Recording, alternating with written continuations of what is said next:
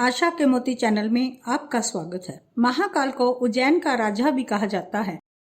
धार्मिक मान्यता है कि किसी भी शुभ काम को करने से पहले महाकाल का आशीर्वाद लेना बेहद जरूरी है। शिप्रा नदी के तट पर स्थित उज्जैन को मंदिरों का शहर भी कहा जाता है। उज्जैन का महाकालेश्वर मंदिर, जो सभी 12 ज्योतिर्लिंगों में तीसरा बेहद खास ज्योतिर्लिंग है। इसका शिखर आसमान में चढ़ता है। आकाश के खिलाफ एक भव्य अग्रभाग अपनी भव्यता के साथ आदिकालीन विस्मय और श्रद्धा को उजागर करता है। महाकाल शहर और उसके लोगों के जीवन पर हावी है, यहाँ तक के आधुनिक व्यवस्थाओं में व्यस्त दिनचर्या के बीच भी और पिछली परंपराओं के साथ एक अटूट लिंक प्रदान करता है। महाकाल दक्षिण मुखी एकमात्र ज्योतिर्लिंग है, बाकी का मुख पूरब की ओर है। ऐसा इसलिए क्योंकि दक्षिण दिशा को मृत्यु की दिशा कहा जाता है। ज्योतिर्लिंग या मंदिर शिव के सबसे पवित्र निवास स्थान माने जाते हैं। शिवरात्रि के दिन उज्जैन में स्थित महाकालेश्वर मंदिर में बाबा के दर्शन करना भाग्य की बात माना जाता है। उज्जैन में स्थित महाकालेश्वर मंदिर के बारे में कौन नहीं जानता।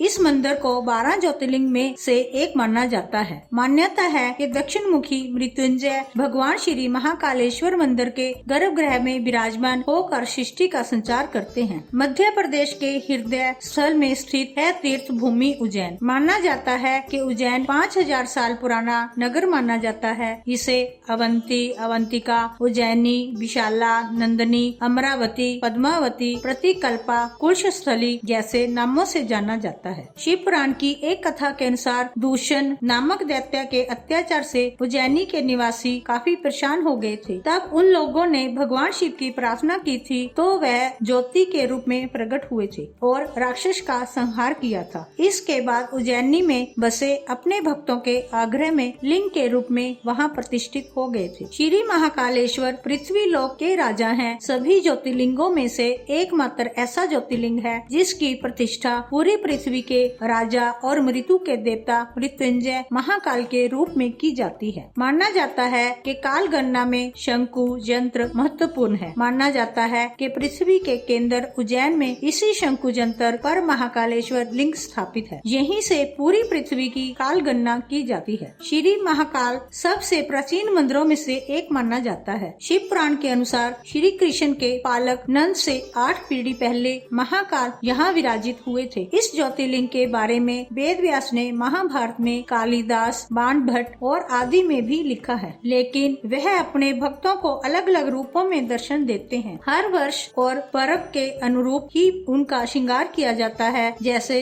शिवरात्रि में वे दुल्ला बनते हैं और श्रावण मास में राज अधिराज बन जाते हैं। दिवाली में यहाँ महाकाल का आंगन दीपों से सजाया जाता है, तो होली में गुलाल से रंगा जाता है। यहाँ ग्रीष्म ऋतु में महाकाल के मस्तक में मटकियों से जल गिरता है, तो कार्तिक मास में भगवान विष्णु की सृष्टि का कार्यभार सौंपने के लिए पालकी में विराजित हो जाते हैं। महाकाल के हर एक रूप को देखकर व्यक्ति मोहित हो जाता है। जय महाकाल की।